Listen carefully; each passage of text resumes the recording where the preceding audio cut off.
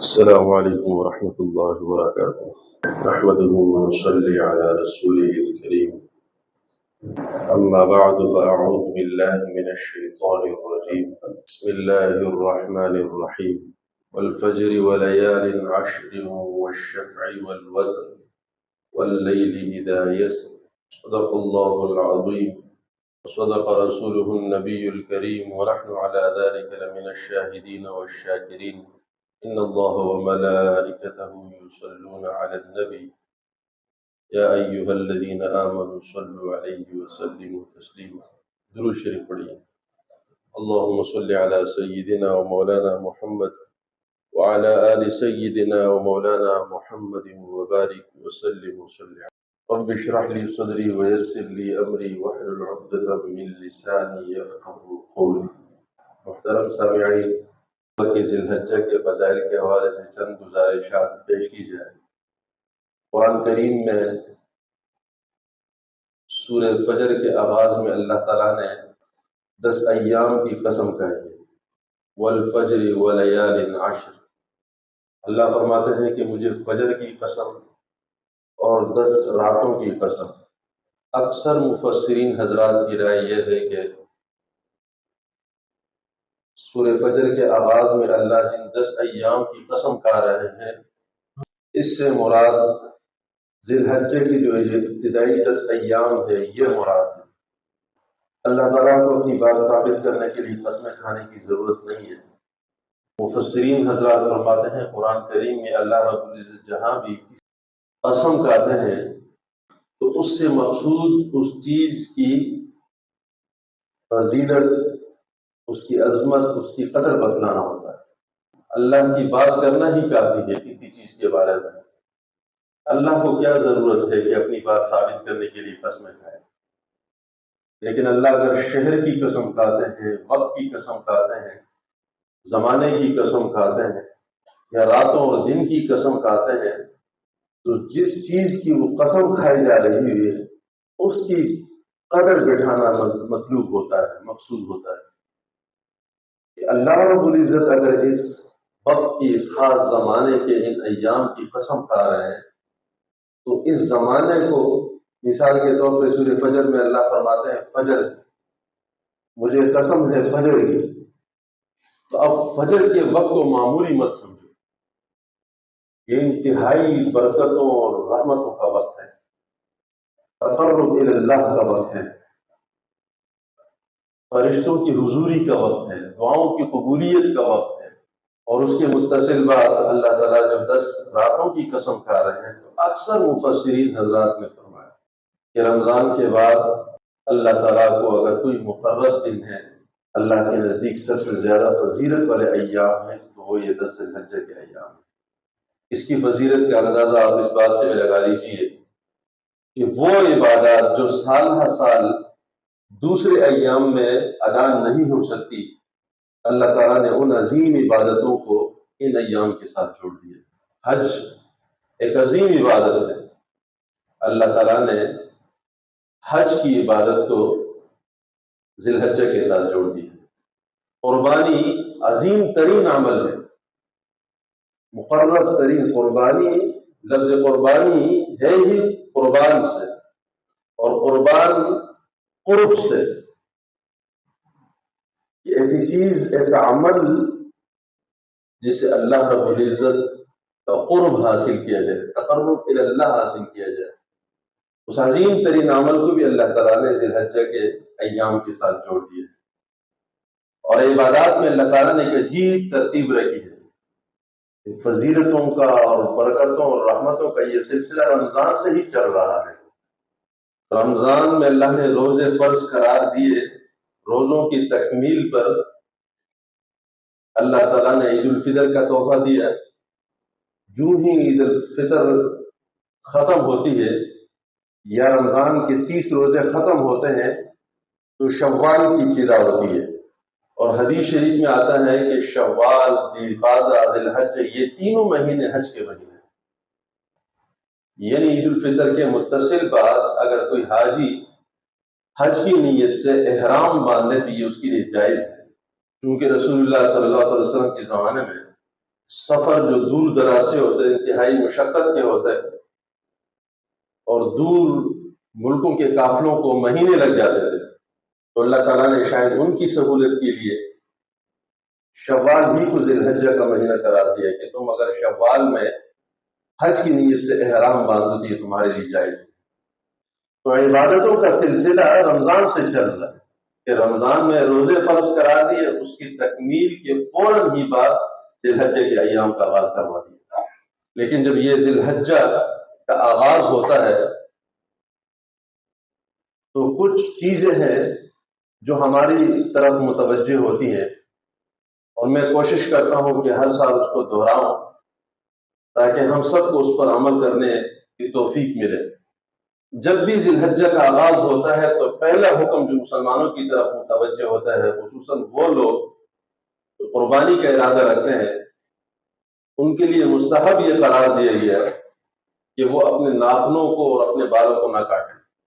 بظاہر یہ حکم بڑا عجیب معلوم ہوتا ہے کہ اس میں حکمت کیا ہے، اس میں مصلحت کیا ہے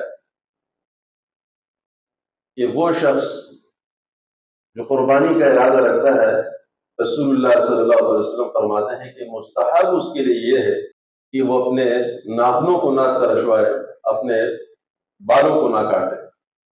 تو علماء نے اس کی حکمت یہ لکھی ہے کہ دراصل یہ حکم حاجیوں کے لیے ہے۔ حاجی جب حج کا ارادہ کرتا ہے اور حج کا احرام باندھتا ہے تو بہت ساری شرعی پابندیاں اس پہ لگ جاتی ہیں۔ مثال کے طور پہ وہ سلا ہوا کپڑا نہیں پہن سکتا، خوشبو نہیں لگا سکتا، بند جوتے نہیں پہن سکتا، منہ کو نہیں ڈھانپ سکتا۔ اسی طرح اس پر یہ بھی پابندی ہے کہ وہ اپنے ناخنوں کو اور بالوں کو نہیں کاٹ سکتا۔ تو رسول اللہ صلی اللہ علیہ وسلم نے ان امتیوں کے لیے جو دور دراز علاقوں میں اور کسی عذر کی وجہ سے وہ حج پہ نہیں جا سکے، تو گویا کہ نبی علیہ السلام نے ان امتیوں کو حکم دیا کہ تم بھی شباہت ہلکی سی اختیار کرو ان حاجیوں کو جن پر 24 گھنٹے اللہ کی رحمت مسلسل برس رہی ہے۔ تم اگر کسی بھی درجے میں ہلکی سی شباہت ان کی اختیار کرو گے تو اللہ کی رحمت سے کوئی بعید نہیں کہ اللہ کی رحمت کا بدلی وہ تم پر بھی آ کر برس جائے۔ تو یہ حکم مستحب ہے۔ بعض حضرات اسے فرض کے درجے میں رکھتے ہیں یا واجب کے درجے میں رکھتے ہیں، تو ایسا نہیں ہے۔ اگر کوئی سہولت کے ساتھ اس پر عمل کر جائے تو اسے سنت کا ثواب ملے گا، استحبابی ثواب ملے گا۔ اگر کوئی عذر کی وجہ سے عمل نہ کر سکا تو آپ کی قربانی پہ بھی اثر نہیں پڑے گا اور کوئی خدا نخواستہ گناہگار نہیں ہوں گے۔ یہ استحبابی حکم ہے، اور اس حکم پر عمل کرنے کے لیے آسان طریقہ یہ ہے کہ یکم ذی الحجہ سے پہلے اپنے بال سنوارے جائے، چھوٹے کر دیے جائے اور اپنے ناخنوں کو بنا دیا جائے۔ عموماً جب اس حکم کی طرف توجہ نہیں ہوتی، بال بڑے رہ جاتے ہیں یا ناخن بڑے رہ جاتے ہیں، تو مزید 10 دن اس پر گزارنا مشکل ہو جاتا ہے۔ اور اگر بہت زیادہ وہ بال بڑے ہوں تو پھر حکم یہ ہے کہ اپنے بالوں کو انہی ایام میں کاٹ دیے جائے تاکہ برے نہ لگے۔ بعض لوگوں کو دیکھتے ہیں وہ ناخن اتنے بڑھ جاتے ہیں، جب پوچھتے ہیں تو کہتے ہیں کہ وہ ذی الحجہ کے ایام چل رہے ہیں، وہ پہلے سے نہیں بنایا ہوتا۔ تو ان کے لیے ضروری ہے کہ صفائی نصف ایمان ہے۔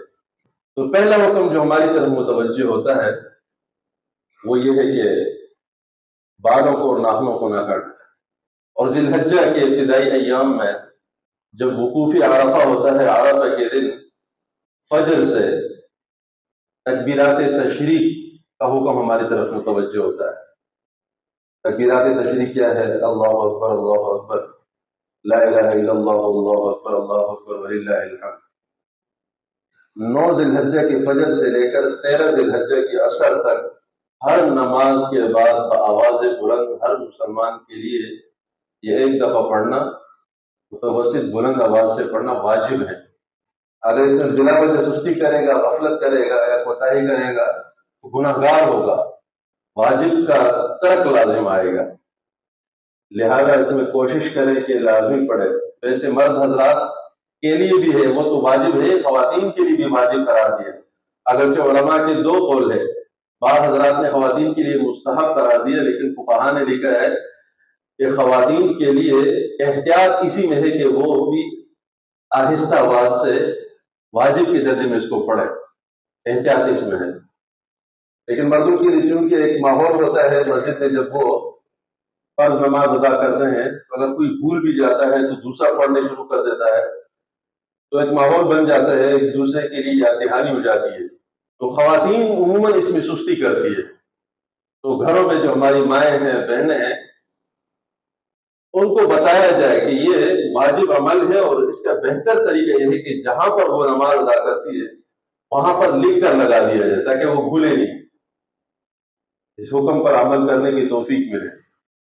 ان ایام میں ان کی فضیلت کا اندازہ آپ اس بات سے بھی لگا لیجیے کہ رسول اللہ صلی اللہ علیہ وسلم حدیث میں ارشاد فرماتے ہیں کہ اللہ کو کوئی عمل عبادت کا رمضان کے بعد اگر پسندیدہ اور محبوب ہے تو وہ ابتدائی ذی الحجہ کے جو 10 ایام ہے اس میں محبوب عمل ہے۔ اور نبی علیہ السلام نے فرمایا کہ جس نے ذی الحجہ کے ابتدائی 10 ایام میں ایک دن روزہ رکھا تو اس کے نامہ اعمال میں 1 سال کے روزوں کا ثواب لکھ دیا جاتا ہے، اور جسے ذی الحجہ کے ابتدائی ایام میں ایک رات عبادت کی توفیق ملی تو گویا کہ اس کے نامہ عمل میں لیلۃ القدر کے ثواب پانے کا گویا کہ درجات لکھ دیے جاتے ہیں۔ یہ اتنے عظیم ایام ہیں، اللہ تعالیٰ نے قربانی کے عمل کو اس کے ساتھ خاص کیا ہے۔ بہت سارے نیک اعمال ہے، چاہے اس کا تعلق نفلی نمازوں سے ہے، نفلی صدقات سے ہے، نفلی خیرات سے ہے، آپ سارا سال ادا کر سکتے ہیں، لیکن قربانی کے لیے جو ایام اللہ نے خاص کیے ہیں وہ یہی ایام ہیں۔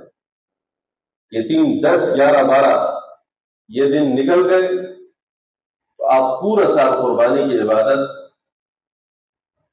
نفلی طور پر بھی ادا نہیں کر سکتے، اور ذی الحجہ کے ان ایام میں اللہ تعالیٰ نے حج جیسی عظیم عبادت کو خاص کر دیا ہے۔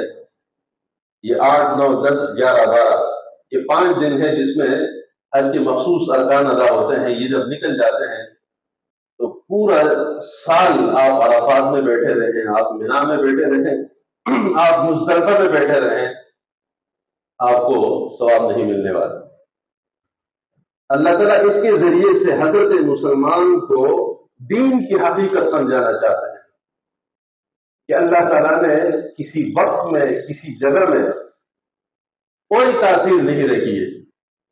بس اوقات ہمارے ذہنوں میں یہ بت بنے بیٹھے رہے کہ ہم فلانے مقام میں جائیں گے تو وہاں کی یہ تاثیر ہے، ہمیں یہ ملے گا۔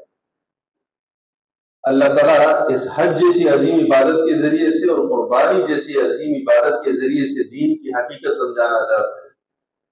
حدیث شریف میں آتا ہے آپ حرم شریف میں ایک نماز پڑھے 1 لاکھ کا ثواب ہے، لیکن حج میں اللہ تعالیٰ حکم دیتے ہیں 8 ذی الحجہ کا جب آغاز ہوتا ہے مسلمانوں کو کہ حرم کو چھوڑ دے، مینا کے جنگلات میں جا کے بیٹھ جائیے۔ تو یہ نقطہ سمجھایا جا رہا ہے، اگر اس پہ آپ غور کریں، کوئی مسلمان حاجی اس موقع پہ یہ کہے کہ میں 1 لاکھ کی نماز کو کیسے ضائع کروں، میں تو حرم سے نہیں نکل سکتا، تو آپ مجھے بتائیے کہ اس 1 لاکھ نمازوں کا ثواب تو پہنچا، کیا ایک نماز کا بھی ثواب ملے گا؟ اس کا حج ٹوٹ جائے گا۔ اللہ تعالیٰ یہ نقطہ سمجھانا چاہ رہے ہیں کہ تاثیر میرے حکم میں ہے، میرے اتباع میں ہے۔ جب میں کہوں کہ حرم کے اندر ٹھہر جاؤ تو ٹھہرنا ثواب ہے، جب میرا آرڈر آ جائے کہ حرم کو چھوڑ دو، مینا میں بیٹھ جاؤ، اب مینا میں بیٹھنا آپ کے لیے ثواب ہے۔ اب جب میرا آرڈر آئے کہ مینا کو چھوڑ دو، رات مزدلفہ میں ٹھہرنا ہے اور پوری رات آپ نے مزدلفہ میں کھلے آسمان تلے گزارنا ہے، تو اب وہ عبادت ہے۔